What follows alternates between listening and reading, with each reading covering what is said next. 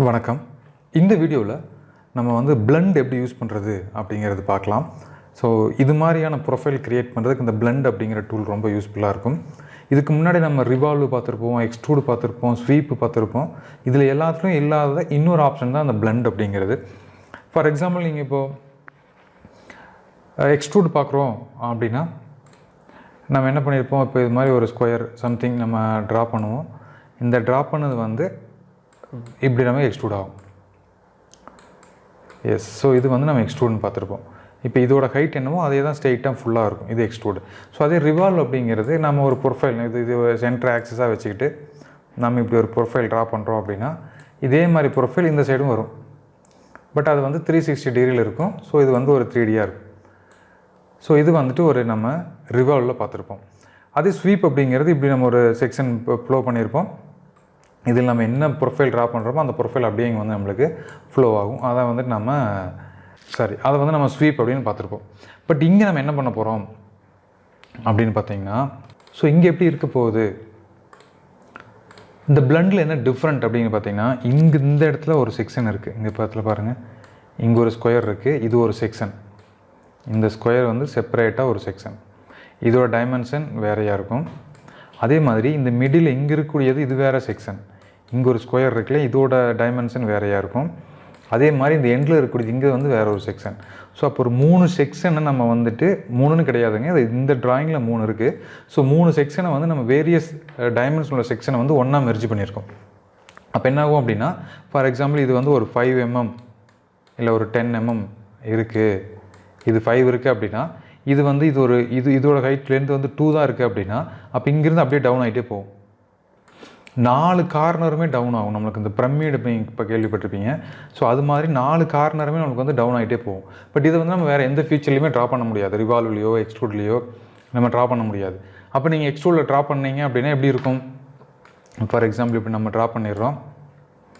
இது வந்து எக்ஸ்ட்ரூடில் இப்படி ஃபஸ்ட் நம்ம இப்படி எக்ஸ்ட்ரூடில் இது மாதிரி ஃபுல்லாக ட்ரா பண்ணிடுவோம்,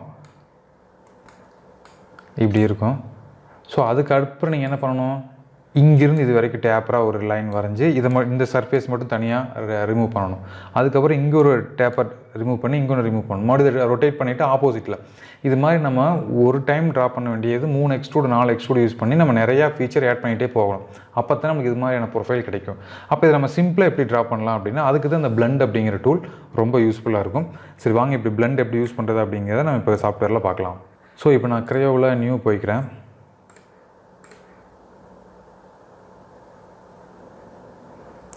NS சாலிட் பார்ட் சூஸ் பண்ணிவிட்டு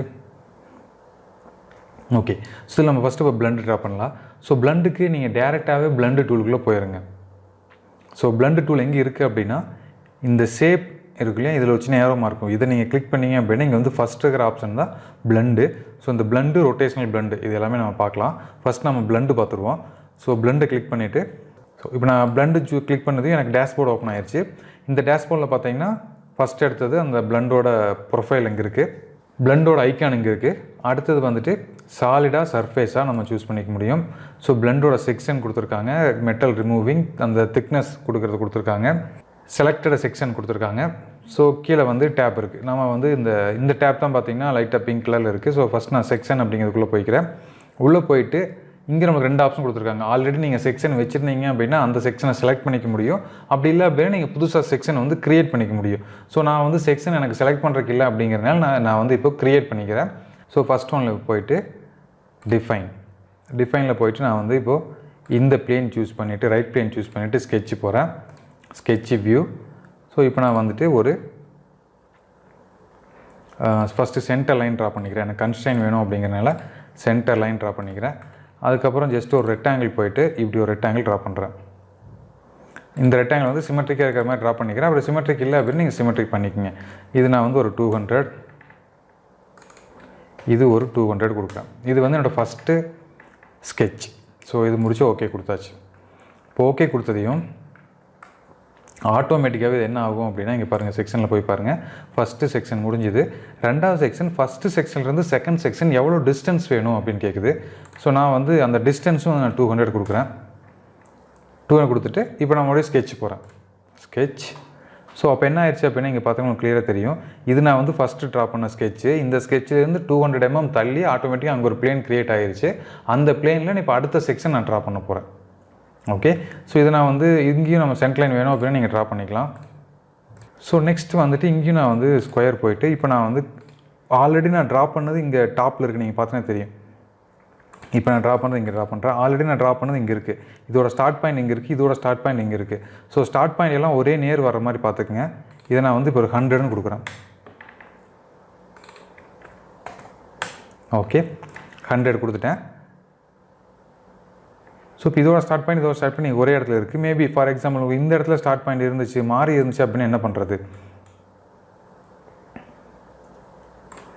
இப்படி இருந்துச்சு அப்படின்னா எப்படி கொண்டு வரது அப்படின்னா ஜஸ்ட் இந்த கார்னர் பாயிண்ட்டை செலக்ட் பண்ணுங்கள். செலக்ட் பண்ணிவிட்டு ரைட் கிளிக் பண்ணுங்கள்.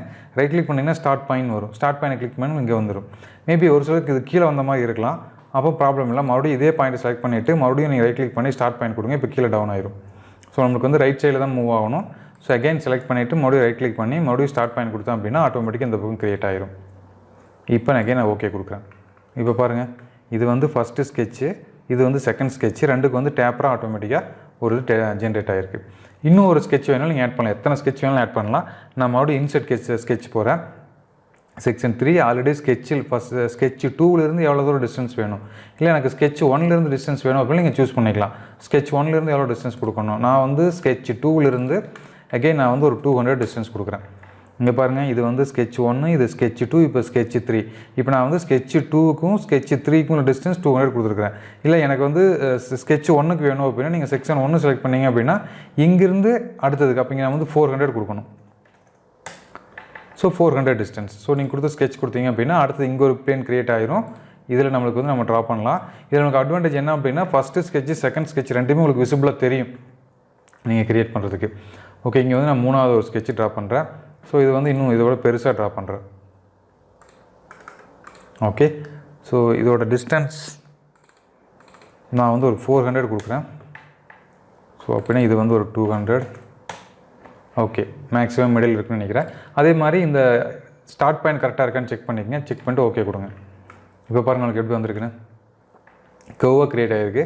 உங்களுக்கு ஸ்ட்ரெயிட் லைன் வேணும் அப்படின்னா ஆப்ஷனில் போய்ட்டு ஸ்ட்ரெயிட் கொடுங்க, ஸ்ட்ரெயிட்டாக வரும்.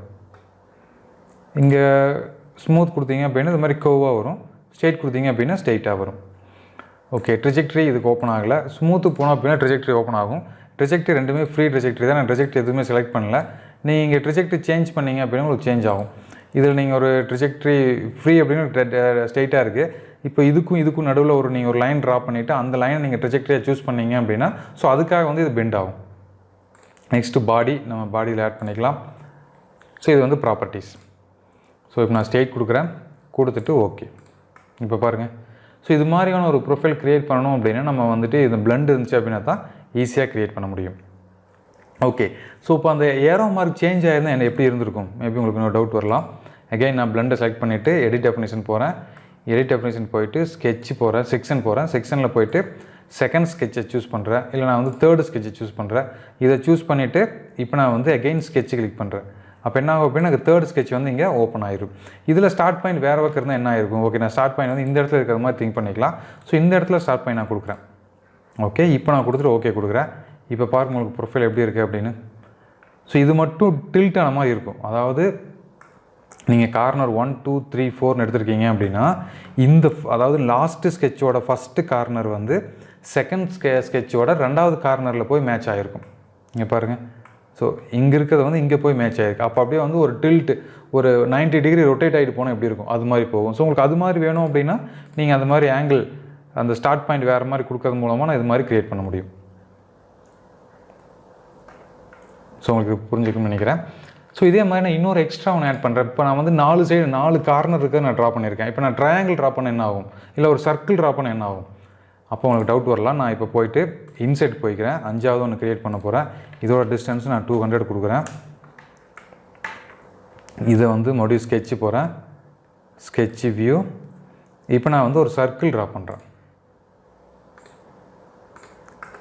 ஒரு சர்க்கிள் ட்ரா பண்ணி ஓகே கொடுத்தேன் அப்படின்னா எனக்கு ஓகே ஆயிரும். பட் எனக்கு வந்து அந்த ப்ரொஃபைல் க்ரியேட் ஆகாது. ரீசன் என்ன அப்படின்னா இப்போ எனக்கு இதுக்கு முன்னாடி மறைஞ்ச 3 செக்ஷன்லேயுமே அந்த 4 கார்னர் இருந்துச்சு. கரெக்டுங்களா? இப்போ அகைன் நான் ஸ்கெட்ச் போகிறேன், ப்ரொஃபைல் போய்க்கிறேன்.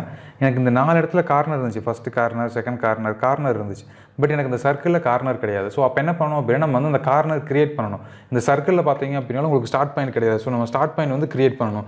ஸோ அதை எப்படி கிரியேட் பண்ணலாம் அப்படின்னா, இப்போ நம்ம வந்துட்டு இந்த டிவைட் அப்படிங்கிற ஒரு ஆப்ஷன் இங்கே தான் நம்ம யூஸ் பண்ணுவோம். இங்கே பார்த்தீங்கன்னா தெரியும், டிவைட் அப்படின்னு ஆப்ஷன் இருக்கும். இந்த டிவைட் யூஸ் பண்ணிவிட்டு இந்த 4 கார்னர், இந்த கார்னருக்கு நேர் இந்த இடத்துல நம்ம வந்து டிவைட் பண்ணி விடலாம். ஏன்னா கரெக்டான பாயிண்ட் எப்படி நம்ம சூஸ் பண்ணுறது அப்படின்னா, அதுக்கு நீங்கள் வந்து சென்டர் லைன் ட்ரா பண்ணிக்கலாம். ஸோ அந்த சென்டர் லைன் எடுத்துகிட்டு 45 டிகிரி, அதே மாதிரி இதுக்கு வந்து 45 டிகிரி. ஸோ 45 ட்ரா பண்ணிவிட்டு இப்போ நம்ம டிவைட் போயிட்டு எனக்கு வந்து இங்கே ஒரு டிவைட், இங்கே ஒரு டிவைட், இங்கே ஒரு டிவைட், இங்கே ஒரு டிவைட். ஸோ இப்போ 4 பக்கம் டிவைட் ஆயிடுச்சு. இப்போ நான் ஓகே கொடுக்குறேன். இப்போ எனக்கு பாருங்கள், அதுக்கு அந்த ப்ரொஃபைல் கிரியேட் ஆயிரும். ஸோ ஏன் இப்படி டில்ட் ஆயிருக்கு அப்படின்னா, ஸ்டார்டிங் பாயிண்ட் கரெக்டாக இல்லை. ஸோ ஸ்டார்டிங் பாயிண்ட் கரெக்டாக இருந்துச்சு அப்படின்னா கரெக்டாக வரும். ஸோ இப்போ நம்ம மறுபடியும் போய்ட்டு எல்லா ஸ்டார்டிங் பாயிண்ட்டையும் கரெக்டாக வர மாதிரி சேஞ்ச் பண்ணலாம். செக்ஷன், ஃபஸ்ட்டு செக்ஷன் பிரச்சனை இல்லை, செகண்ட் செக்ஷன் பிரச்சனை இல்லை, தேர்ட் செக்ஷனோட ஸ்டார்டிங் பாயிண்ட் பார்க்கணும். Sketch view. ஸோ இங்கே இருக்குது, இதை நம்ம இங்கே ட்ராக் பண்ணி இந்த இடத்துல கிளிக் பண்ணிவிட்டு இங்கேருந்து ஸ்டார்ட் பாயிண்ட் சேஞ்ச் பண்ணுறோம். ஓகே கொடுத்தாச்சு. இப்போது இது 2 ஓகே பாருங்கள், இப்போ எல்லாமே ஓகே ஆயிடுச்சு. அப்டேட். ஸோ ஒரு டிஸ் மாதிரி ப்ரொஃபைல் க்ரியேட் ஆகிருக்கு. ஸோ அப்போ நீங்கள் ஃபஸ்ட்டு செக்ஷனுக்கும் செகண்ட் செக்ஷனுக்கும் எவ்வளோ கார்னர்ஸ் இருக்கோ அதே கார்னர்ஸ் நீங்கள் செகண்ட் ஸ்கெட்ச்லையும் க்ரியேட் பண்ணிங்க அப்படின்னா ஆட்டோமேட்டிக்காக வந்துடும்.